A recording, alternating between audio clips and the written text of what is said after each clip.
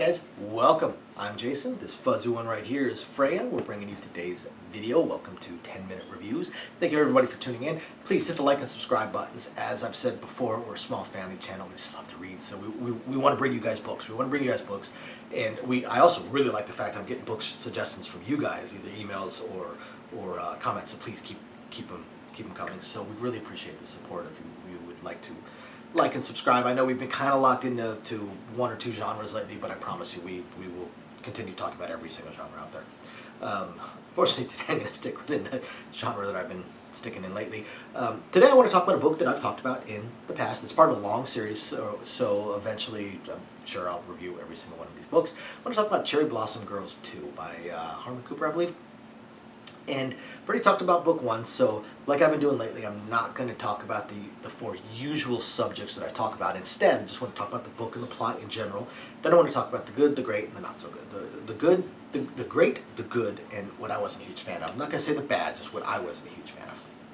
So the plot, once again, we're dealing with Gideon Caldwell, the author, the geeky author, which I really love, all the pop culture references. Really amusing since they're in the future, although even taking some of the future names for stuff are kind of pop culture references that are pretty amusing. But we're following Gideon Caldwell and Grace and Veronica, his super-powered women, as they continue to wage war, basically, against this secret group that has been creating these supers and murdering people and so on and so forth. And they're continuing battle, although in this case it starts out more as a fleeing than a battle. And of course he's continuing to meet more supers and collect more supers, and that's kind of how it goes. You know, this book has a little bit of everything. It's got betrayal, it's got the lit RPG elements and leveling up or increasing some of their abilities, decreasing some of them, giving them new powers that are really cool. Some of them are really cool. Some of these powers are pretty awesome too.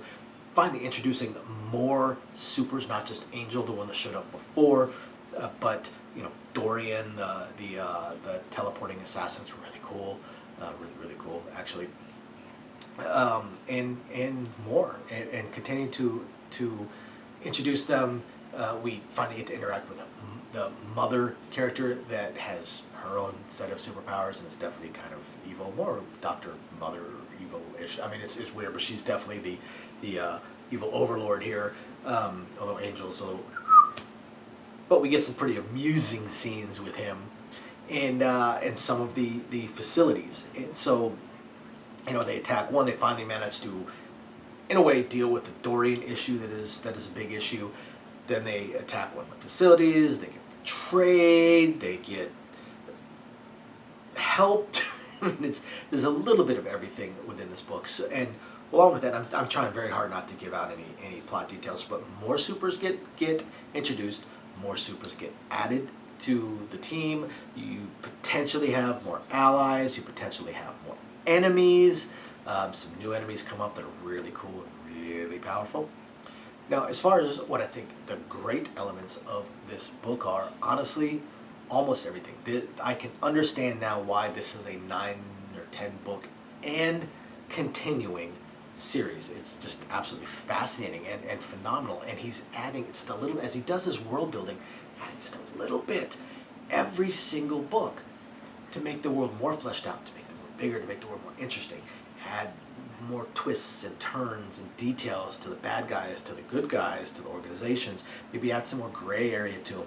Very, very fascinating. The characters are really cool. I'm a huge fan of most every character in the book. While Veronica is probably the more powerful combat-wise initially of his group, I'm more of a fan of Grace and her abilities. Although he definitely touches a lot on the moral ambiguities and gray areas of using Grace's powers and what they're doing to fight the good fight, in a way they're Breaking Bad to fight the good fight. And it definitely causes a little bit of conflict with the characters, especially with the author character. As far as what I think is just good about the book, almost in a way the pace. It's an absolutely fantastic book. Really love the book, love the series. I guarantee I'm going to be finishing the series. I guarantee I'm going to be reviewing books 3, 4, 5, 6, 7, 8, so on and so forth.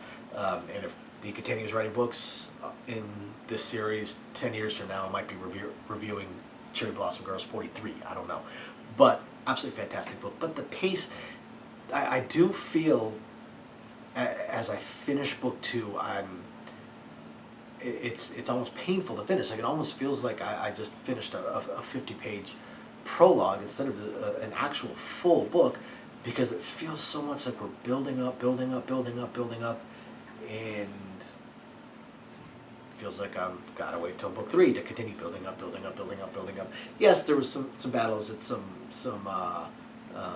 facilities, and some rescuing of some people and things, but it feels like we're just opening up more and more questions and plot threads and potential without resolving any of them. Even something, even just having something pop up in the book so that we could have resolved it by the end of the book, kind of thing. It continues to feel like, in a way, they're almost in the same position they were to begin with. They're being chased, they're being hunted, they're being attacked, and while they seem to be getting stronger as a group, so do their enemies. So they continue to be, back on their heels.